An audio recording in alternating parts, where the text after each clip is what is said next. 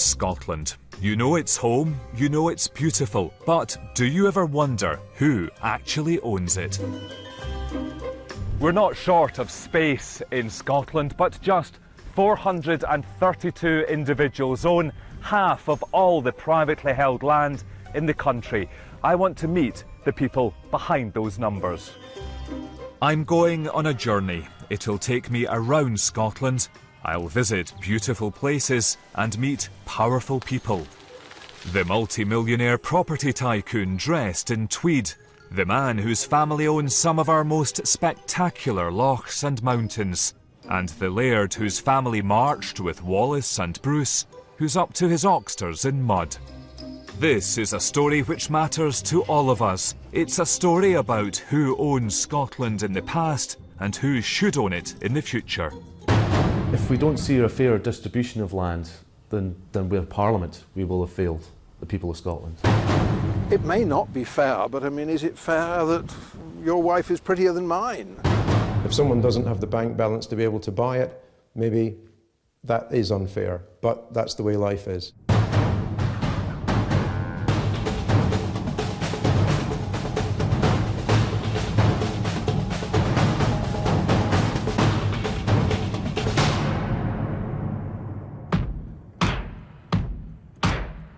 I have thousands of miles ahead of me, my quest to meet the men who own so much of Scotland.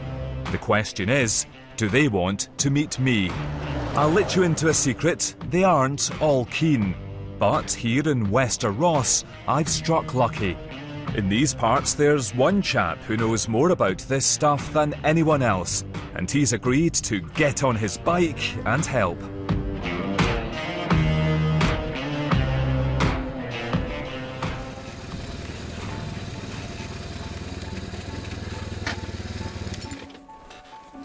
Morning, John. Morning. How Good are morning. you today? And a nice morning it is too.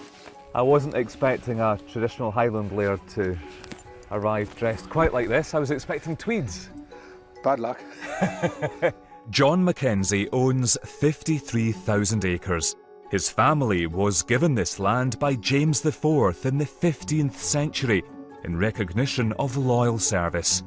Being close to the source of power pays, but these days it's renewable energy rather than royal patronage which helps balance the books. John's new hydro scheme here has an added bonus: heartbreakingly beautiful views over the sea to sky. John, there's one thing sitting here which I just can't get my head around, and that is this. What does it feel like to know that you own all of that? It may seem odd, the notion that's mine doesn't really occur very often. It's always been in my family. Yeah, I'm very proud of it and delighted that it's still in one piece, that it's passing on. I mean, I'm pretty much redundant now anyway. My son is in charge and he's taking over, so we continue another generation. And so it goes on? Well, so it goes on at the moment, but under today's political pressure, we'll see. Whether we'll do another 500 years, I'm not entirely certain, but I won't be around, so I don't care.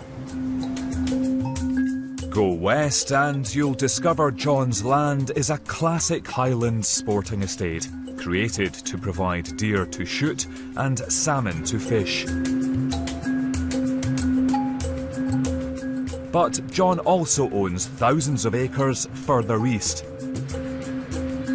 In these fertile fields, farming is the name of the game. One family, tens of thousands of acres. He's one of the 432 people who own half of Scotland's privately owned land. Is it fair that so few people own so much of our country in the 21st century? Is fairness really a critical element in life? It may not be fair, but I mean, is it fair that your wife is prettier than mine? That you win the lottery when I don't? It's a concern stirred up, as far as I can see, by those with axes to grind. But frankly, the people who live in these kind of large areas in single ownership, doesn't seem to bother them. It sounds like you're saying to me, life's not fair, get over it. That would be perfectly fair. Yes, That's how it is. I don't think fairness is of itself necessarily a terribly critical thing. John may not think fairness is an issue, but many other people do. And some of them are determined to do something about it. If we were starting from scratch, I doubt anyone would design a system where you ended up with only 432 people owning half the private land. I mean, there's some, obviously, degree of doubt about the actual figures, but let's take it as a given that is the accurate figure. You know, I wouldn't design a system where you ended up with such a concentration in wealth and ownership in such a small group. Fundamentally, is the system we have here in Scotland fair or unfair? I think there are still unfairnesses in the system. I think that's a fair comment to make. And that's why we are on a journey in this particular parliamentary session to try and deliver radical reform. Our current system of land ownership has deep historical roots. Land has always been intertwined with privilege and power. And the thing that makes Scotland distinctive is the dominance of sporting estates. Even today, around a quarter of the country is still devoted primarily to shooting, hunting and fishing. The league table of big landowners includes the government, the National Trust for Scotland, and even the RSPB. But traditional estates still hold 5 of the top 10 places, with the Duke of Buccleuch's estates leading the pack. I wanted to speak to one of the really big traditional landowners, maybe even a duke. But despite trying pretty hard, none of them wanted to talk to me. This is the man who fights their corner, and his time is often spent staving off the blows of land reformers. Are landowners being demonised? I think landowners, to an extent, are being demonised. Fundamentally, it is the argument that life isn't fair. One big landowner said to me, my wife may be more beautiful than his wife. We've simply got to get over that. Well, as I said earlier, there's an open property market there. There are estates, small bits of forest, bits of land for sale every day. They're there for everyone to take the opportunity. If someone doesn't have the bank balance to be able to buy it, maybe that is unfair, but that's the way life is. Ayrshire has changed a lot since I grew up here. Today I've come home to meet another local boy. We have a lot in common. We're about the same age. But while my earliest years were spent in a bungalow, his were spent in a walloping great castle. Simon Crawford and his family own 600 acres in Ayrshire. It's a relatively small estate, but the family has played a big part in Scotland's history. Their reward, land and that castle. It's not bad living in a castle, but there's always the concern about what's going to go wrong next. And the repair bills in a building this size are not inconsequential, so that can be quite a worry sometimes, yes. This isn't Downton Abbey, is it? No, I don't think it is Downton Abbey. It's a little bit more like real life. But I like doing it, that's why I do it. But I don't do it because I'm making lots of money doing it. This is a semi-detached castle. Simon and his family live in one half, the other is let as holiday accommodation. Simon's ancestors, friends of kings, would never have suspected their home would one day have to accept paying guests. But that's the reality. We were with Wallace his time. The family and Wallace's mother were close relations. We were at Bannockburn, we were at Flodden. It sounds as if the family have always been a part of Scottish history, like a line of thread running through the tartan of Scotland's history. It's a good way, a lovely way of putting it. Yes, we've been there at all the major points in time, I think. Where do you want to break history? Simon works hard and he thinks his family is well placed to go on. There's a trout fishery to run. The servants' quarters are now a boarding kennel. He'll even sell you a cardboard coffin if you want to be laid to rest in Crawfordland's environmentally friendly burial ground. My time here is almost over, but the dirty jobs keep on coming for Simon. He's putting on his waders, but this laird's not going fly fishing. Simon has some heavy-duty cleaning to do, preparing for a mud race. People come from all over central Scotland to run through your mud, don't they? They do, yes. And spend good money along the way? Yes, it's another revenue stream for us. Horrible things in there. And quite repulsive. Think of a traditional Scottish landowner and the chances are you won't think of someone like Simon.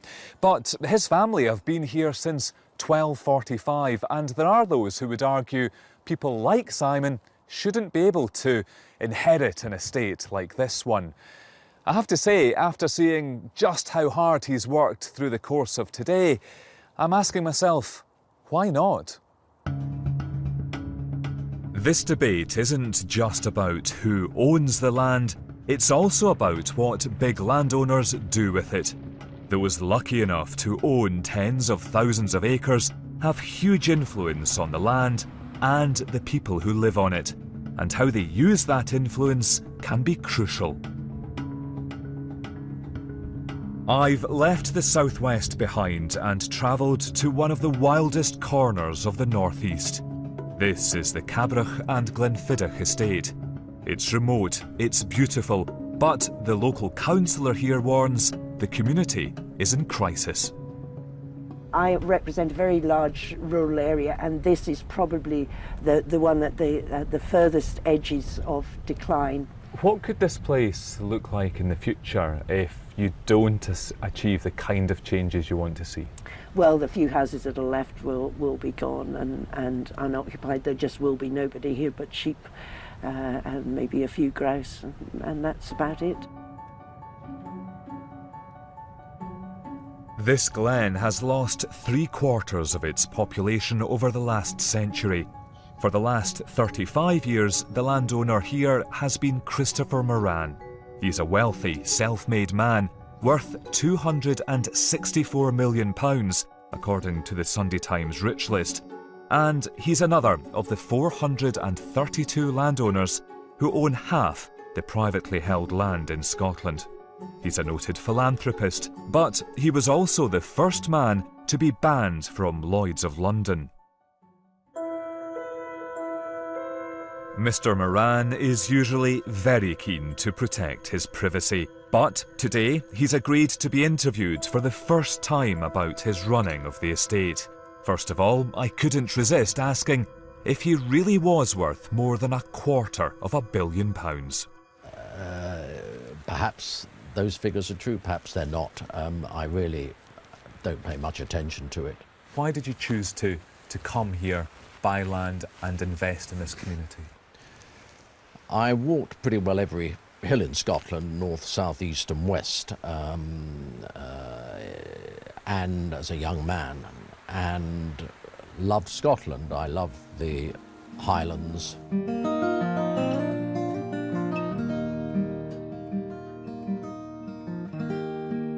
Things here at the Cabrach have been in decline since the start of the 20th century.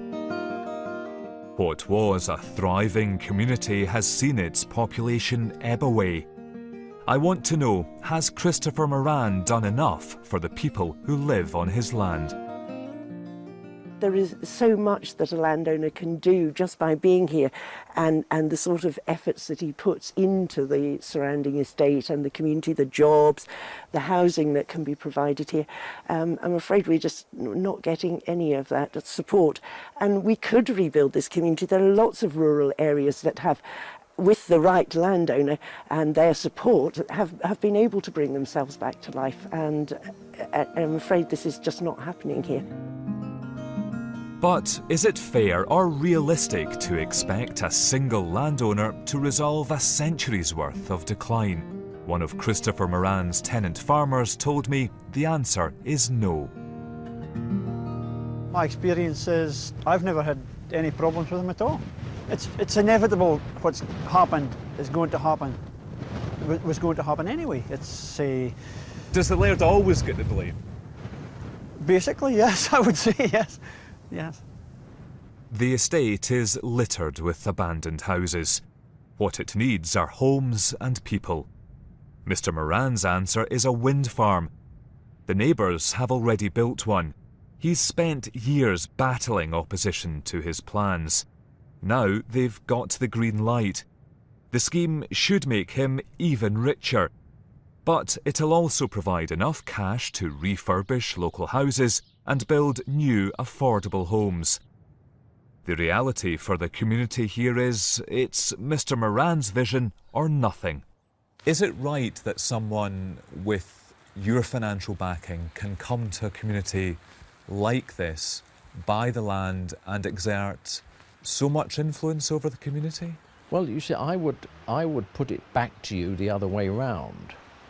That if you don't have landowners such as myself who are thinking about the regeneration, the sustainable regeneration of these types of estate. Remember, this is 1,100 feet over sea level. The type of conditions that we have to experience in the winter are extreme. So the sort of investment that's necessary to bring about sustainable regeneration is substantial. If you end up splitting up estates like this, where is that type of investment going to come from? Where are the running losses of estates like this going to come from over many, many, many decades? It's time to head south again, but something's troubling me. The message I'm getting from landowners large and small is that owning land doesn't make you rich. In fact, operating an estate has sounded like a kind of public service provided by benefactors with deep pockets. But is that the whole story? We asked the leading rural estate agents Knight Frank to pull together some numbers for us, and they show investing in land is a very lucrative proposition indeed. Money invested in land performed 4 times better than the stock market over the last 10 years. That's almost as good as gold. And agricultural land, unlike most property, isn't itself taxed. Profits from any activity on the land are, and taxes are paid when land is sold or transferred. But exemptions mean taxes on sale or transfer often don't apply, which leads to some very odd quirks. Anders Holch Poulsen, a Danish multimillionaire, is now Scotland's second largest private landowner. He owns 160,000 acres. Danish nationals pay tax on all the land they own, regardless of where it is. That means Anders Holch Poulsen is paying a tax on his land and property in Scotland to the Danish government. Put another way, tax revenue raised here is paying for schools and hospitals in Denmark. What it does is it exposes the fact that we've never really properly thought about how we govern land, how land is owned, who owns it, how we should tax it. We've never thought about that in a coherent way. You know, land in Britain has predominantly been an issue about class politics, actually, and about the haves and the have-nots. You know, Britain is a country that's never really had a revolutionary moment, so we haven't done what the French did, and well, it makes me feel we're not living in a modern country. No one's expecting a revolution, but landowners are under growing pressure from MPs. They've launched an investigation into whether landowners pay enough tax and deserve the agricultural subsidies they receive. The man leading that investigation isn't known for pulling his punches. We want to clarify whether or not the amount of money that big landowners, rich landowners get is justified, whether or not they make a fair contribution by paying the complete amount of tax that they should, and see whether or not the balance is right. I think there's an extent to which the big landowners see themselves as being in Scotland but not really of Scotland. I mean, that they're above it all, that they don't really like the oiks or the rough coming along and asking questions. I mean, they're willing enough to take public money, but they're not really keen on having the public question the privileges and rights that they have. Landowners and farmers are no different to anyone else. They pay tax where tax is due in this country, but of course they have tax planning, much like you and I would do. And that's normal, and it's a good business practice. You're under intense scrutiny at the moment. The Parliamentary Select Committee are looking at this. You're going to lose this argument, aren't you? No, we're not. No, and you know, I'm all in favour of scrutiny because we've got a good and very positive story to tell, so bring it on. It was perhaps a little surprising to hear Doug being quite so relaxed about the possibility of wide-ranging changes to the tax system, because if I was a big landowner, I'd know I have potentially a lot to lose. North, south, east, now west. There's one place I have to visit if I'm going to understand why this debate really matters. To hear how changes in land ownership can change the way people live their lives. That place is the Isle of Eigg. It's almost 20 years now since the islanders made history and the headlines. In 1997, the island was owned by a German conceptual artist called Maruma. The islanders launched an appeal and bought him out. Today is a giant leap for Eigg and its people, and hopefully another small step towards the future of land ownership in Scotland. Thank you. It was a huge step for a tiny community, and as it proved, for the whole country. That in part led the Scottish Government to legislate, giving communities across Scotland the right to buy and creating a fund to help them. Sarah Bowden left the island when she was just a child, and now she's back. I came back 4 years ago, and prior to that I was a music journalist on the Observer newspaper in London, and now I farm this side of the island with my parents. We took over the tenancy of my uncle's farm. Her partner Johnny has come with her. Bizarre as it may seem, he's busy running his own record label, From a Caravan on Eigg. Johnny and Sarah are just two of the young people who the buyout has brought to Eigg. I came up here and fell in love with the lady and and with the place, the island itself. It's going to be a Wendy house with a roof like that. Next spring they'll build a house here. It's the community buyout which has made that possible. The trust which owns the island is providing the land they'll need. That would never have happened under a laird, definitely. So what does the future hold? Will you be starting a family here? Well, actually, I'm already 6 months gone. Hopefully, yeah.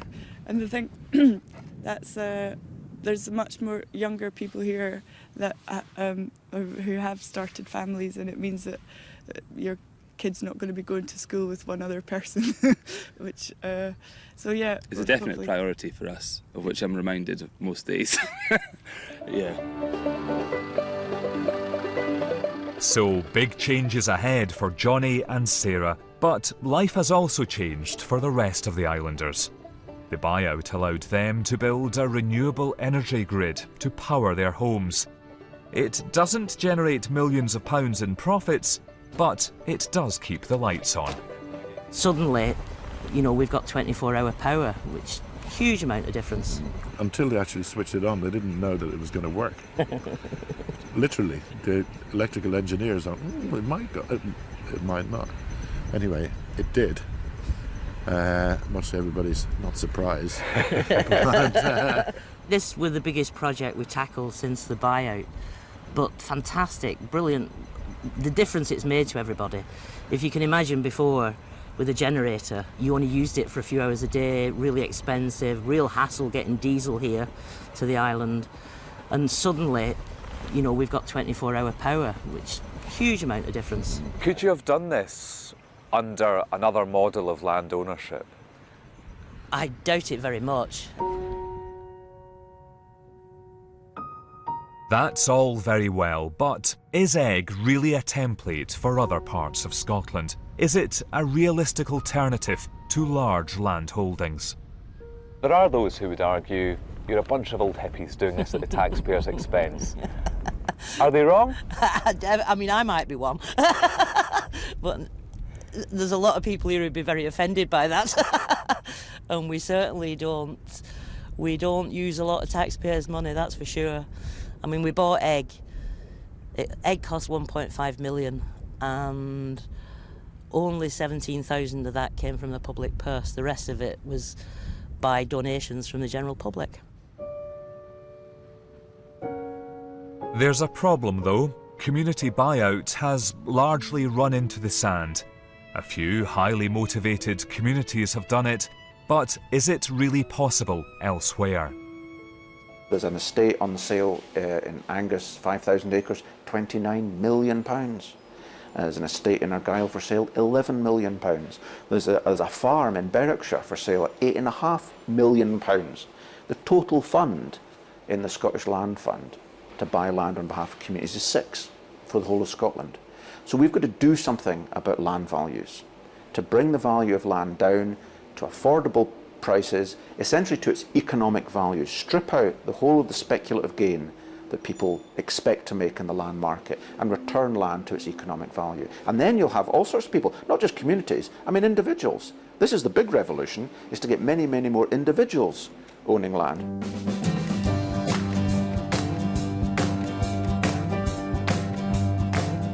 I set out to meet the men who own Scotland. That's what I've done, and they've told me they're doing a good job. Their message, if it ain't broke, don't fix it. But no one's been able to explain to me how the system we've inherited is fair. In just a few months' time, ministers will receive a report from a team of experts who are studying land reform. We're told to expect radical proposals which could change Scotland forever.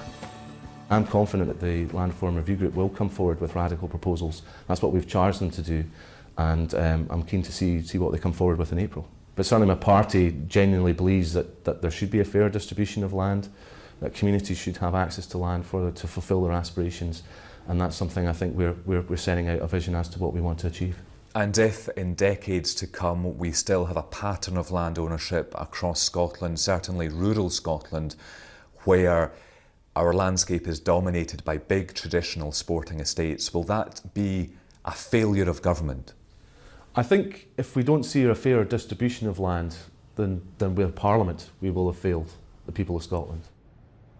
Ministers are being cautious. The process towards land reform is at a very sensitive stage, but it would be a mistake to forget that within the SNP there is a deep-seated desire to see change. Change is coming. We just don't know what form that change will take, and I'm not sure the government does either.